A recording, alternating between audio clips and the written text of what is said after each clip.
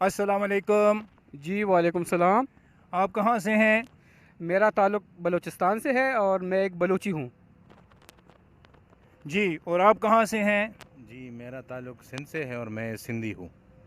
जी, और आप फरमाइए आप कहाँ से हैं? मेरा ताल्लुक़ केपी से है और मैं पठान हूँ। जी फरमाइए, और आप कहाँ से हैं? मेरा ताल्लुक़ पंजाब से है और मैं एक पंजाबी हूँ। बहुत बुरी बात है, बहुत बुरी बात है। कायदे आज़म ने फरमाया कि हम सब एक हैं, हम पाकिस्तान हैं और हमसे पाकिस्तान हैं।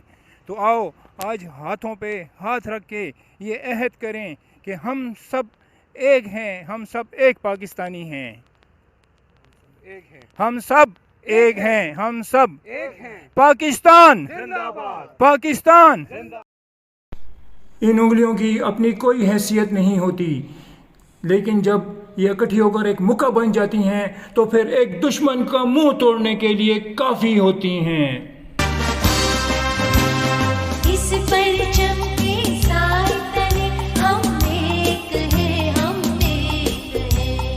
इस परचम के साए तले हम एक हैं, हम एक हैं।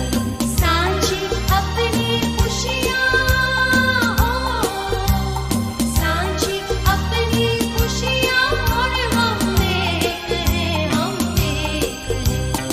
इस परचम के साए तले हम एक हैं, हम एक हैं।